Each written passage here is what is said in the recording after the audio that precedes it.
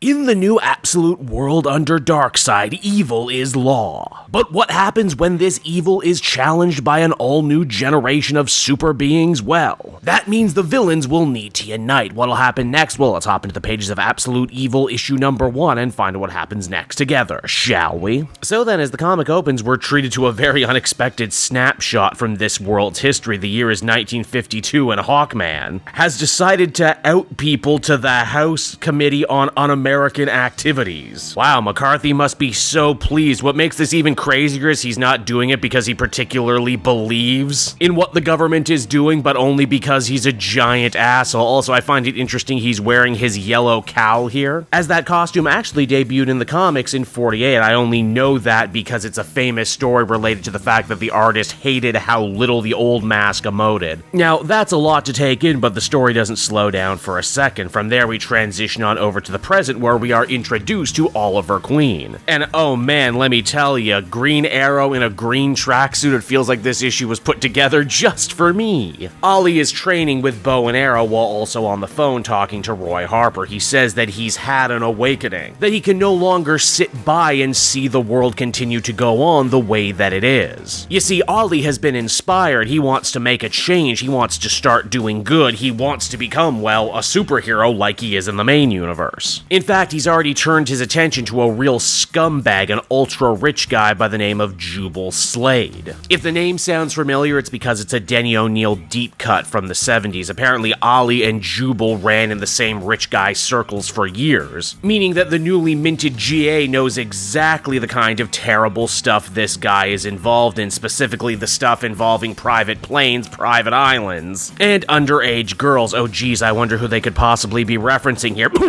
Ollie knows this is going to be an uphill battle, as Jubal Slade has the money to buy himself some very powerful and influential friends, politicians, judges, even the likes of Hector Hammond. Yes, that Hector Hammond, the old Green Lantern villain who in this universe doesn't have his big gross head yet, but is still very much involved in everything that's been going on in the Absolute Green Lantern book. Today, though, Hammond has a special meeting with several of the most well-connected people in this brand new Absolute universe. In fact, they're all villains from the Absolute books. You have Ra's al Ghul, head of the mega conglomerate known as Lazarus, weapons scientist Elenore Thawne, our answer to Eobard Thawne, the Reverse Flash, the mysterious man known only as the Joker, head of the prison industrial complex, as well as several other villainous endeavors, and then overseeing the group we have none other than Veronica Cale, Wonder Woman villain, as well as the Secretary of Defense for the US government. Why has Cale called this meeting of so many major players? Well, she seems to be feeling the squeeze right now. People all over the world are getting inspired again. They're upsetting the apple cart, and that's very bad for their business. As Cale explains, they used to deal with these people in the past through all sorts of means. See the chemist Wesley Dodd, who created an amazing knockout gas and became the vigilante known as Sandman. He was murdered, and his gas was taken, turned into a powerful weapon that America used to win the war. And oh hey, those JSA references don't stop there. Let's also talk about Ted Grant,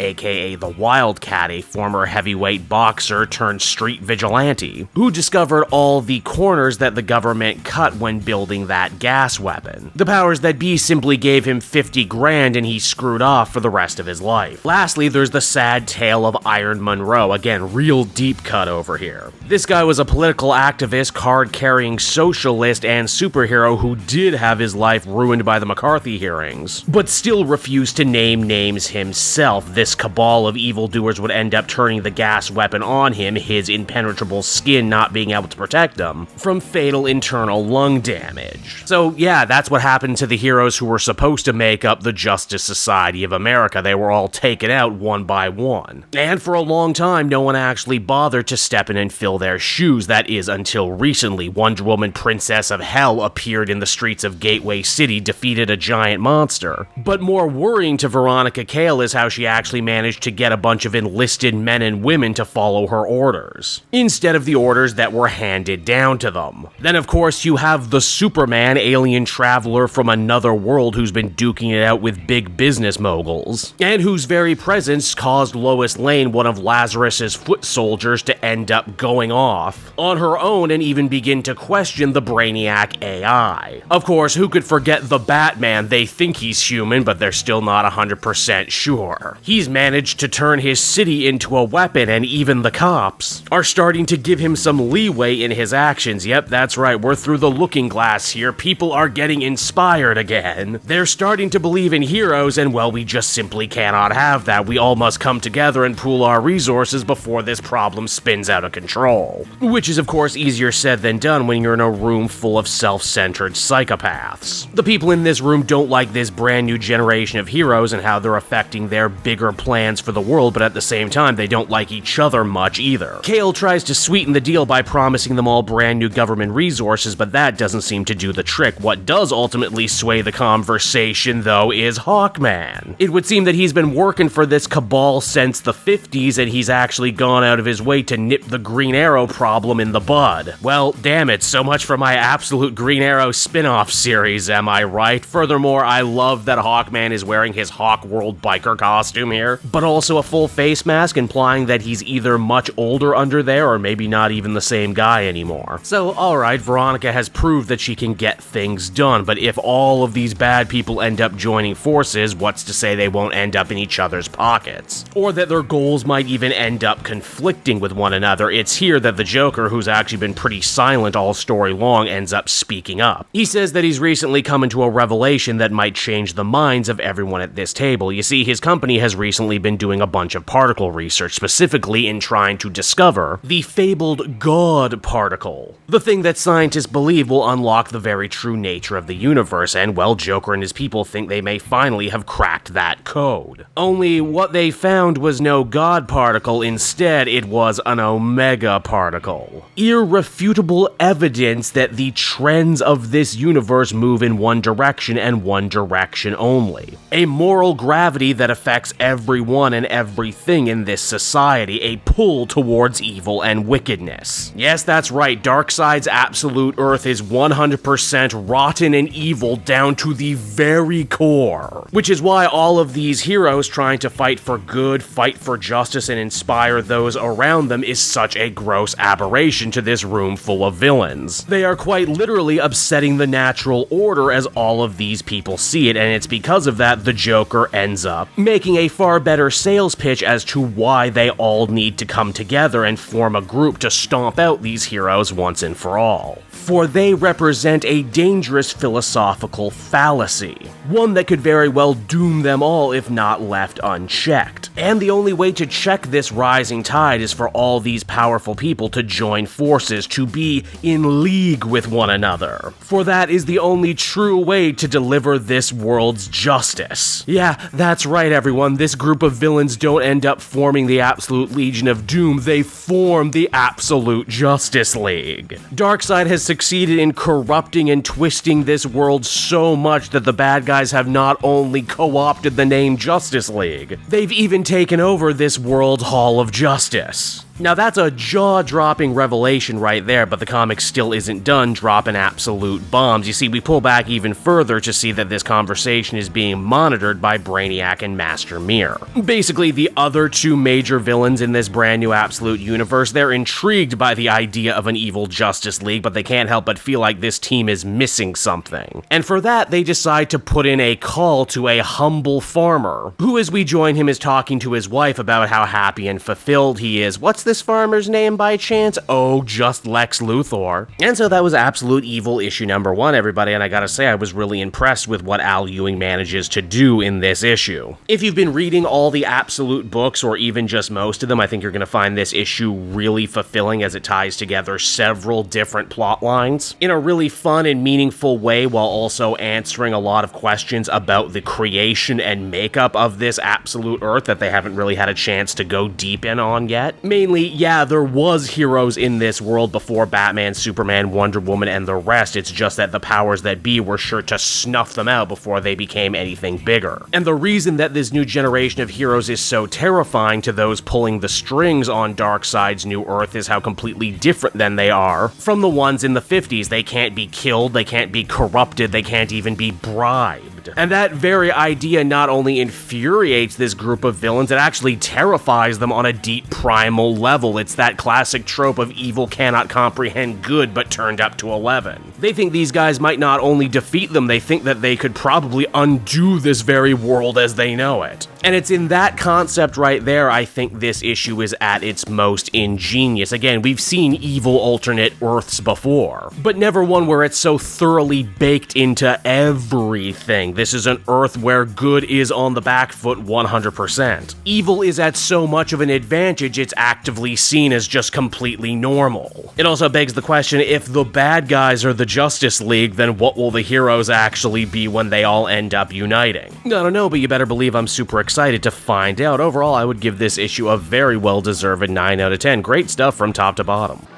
Hey there everyone, it's your old pal Cape Ghul again, thanking you so much for watching to the end of the video. I hope you enjoyed it, and if you did, why not check out my Amazon link down in the description. Yes, that's right, the Cape Ghul channel officially has its own Amazon storefront now. You can pick up a comic or anything else for that matter, and if you did, you'd really be helping me and the channel. So with that out of the way everyone, I will see you again next time. Bye-bye.